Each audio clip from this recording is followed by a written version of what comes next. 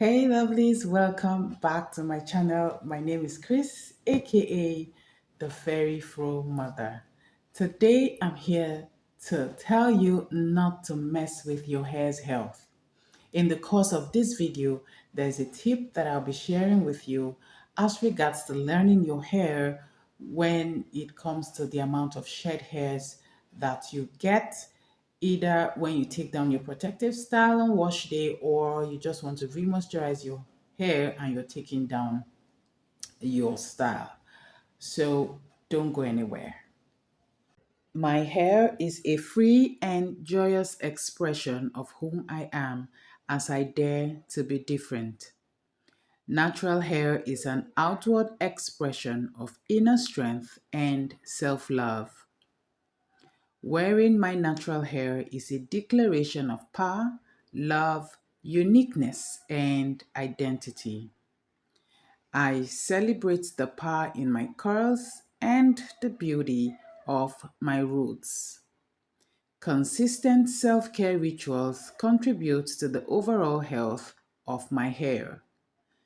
I embrace protective styles that encourage healthy growth and minimize damage. I am mindful of the products I use, choosing those that support growth and vitality. As I care for my hair, I am cultivating a radiant and flourishing crown. Now, healthy hair is typically characterized by several attributes. Healthy hair tends to have natural shine and luster. It reflects light well. Okay, it feels soft and smooth to the touch without being overly dry or brittle. Healthy hair has good elasticity, meaning that it can stretch a bit without breaking and then it returns again to its original shape. Now, with regards to breakage, it experiences minimal breakage. It has few to no split ends. Talking about moisture balance, it retains moisture well, which helps to maintain the strength and the flexibility of the hair. A healthy scalp is a scalp that is free from excessive oiliness, dandruff, and irritation. Okay, and scalp that is free from all of this definitely supports healthy hair growth. Now, that being said, with the kind of information circulating the social media space with regards to how people in the natural hair community are treating their hairs the wrong way, and these individuals circulate information that literally damage women's hair. Because there are people who have used these methods, people who have followed their teachings, there are people who are still following them. And I'm sorry to say that most of these people have regretted their decisions. There have been more women doing the big chop all over again than before, just because their hairs got damaged from these practices.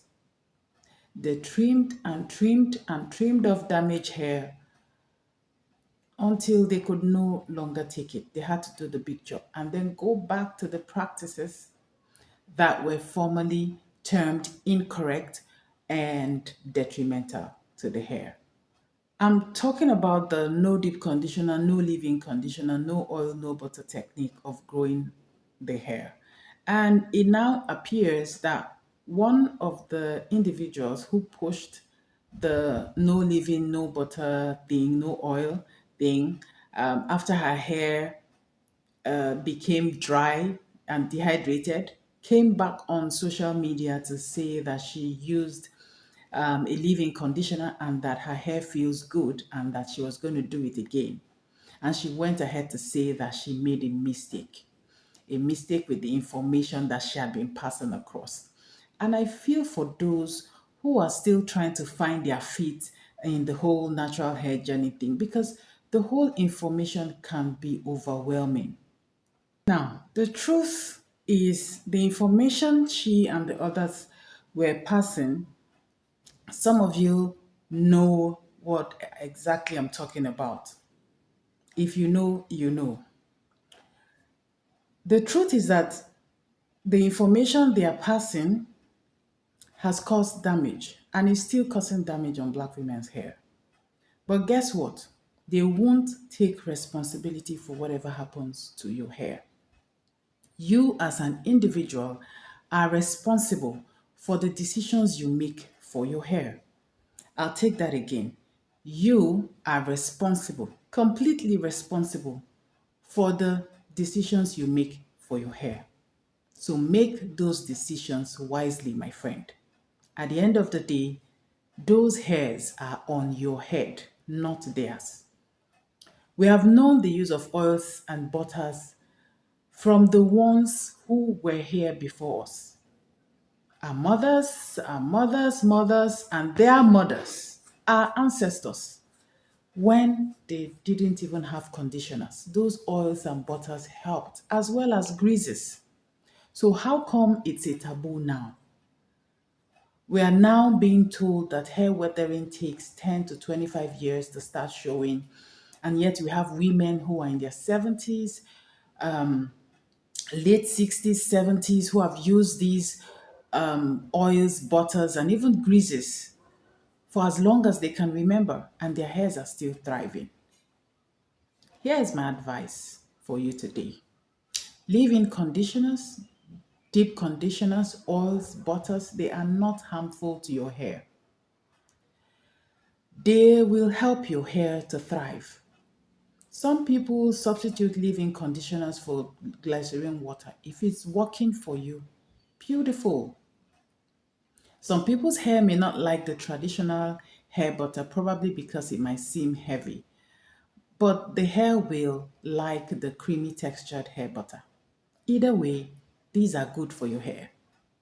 Another thing I'm here to tell you today is to learn your hair. Keep learning your hair. That way, somebody will not confuse you about what your hair needs. For example, if you are doing the LOC method for remoisturizing your hair or for moisturizing your hair, have you tried the LCO method yet to see how your hair feels after a couple of days? You wouldn't know which one your hair will prefer if you don't try both methods. Then you take note of how your hair responds and compare it to what you've been doing. That is part of learning your hair. Now, here is a tip that I want to share with you today as regards to the amount of shed hairs you get when you take down your protective style and detangle, or if you're just remoisturizing your hair and you're the type that takes your protective style down before you remoisturize. So if you're still shedding a lot and you usually spray your hair with water, I advise that you stop spraying plain water on your hair. I have a video about that. If you haven't watched that video, please go and do so. And if you've watched that video and you're still spraying plain water on your hair, my question is why? Now, if you usually spray your hair with water or tea and you still get, you feel like you're getting lots of shed hairs. Now, try this. Don't spray your hair with water before you start taking your hair down. If you have a leave-in conditioner that has good sleep, like the Harmony Naturals leave-in conditioner, apply some to the section that you're about to work on. Always work in sections. Apply some to that section, okay? Massage in gently. Take that hair down. Take it down and then see how much shed hairs you get. After you take it down, you detangle. Always try to separate your hair with your fingers first before you go in with a comb or a brush, depending on which one that you use to detangle your hair. Now, note how much shed hairs you get. Then try it with butter. If you don't have leave-in conditioner, use butter to take that hair down. Finger detangle first, separate with your fingers, and then use your detangling tool to detangle the hair and see how much shed hairs you get. Even if you have a leave-in conditioner, you can still try using the butter to take the hair down. or oil to take your hair down. All right, see how much shed hairs you get.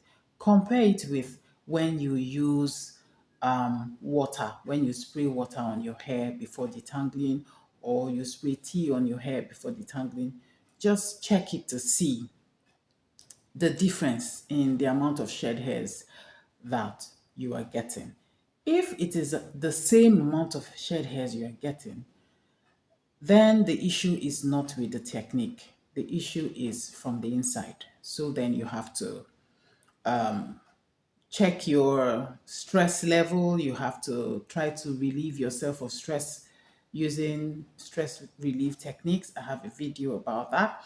You continue to eat and drink healthy, get enough sleep, and all of that. However, if whichever technique you see gives you less shed hairs, then my advice is keep using that technique.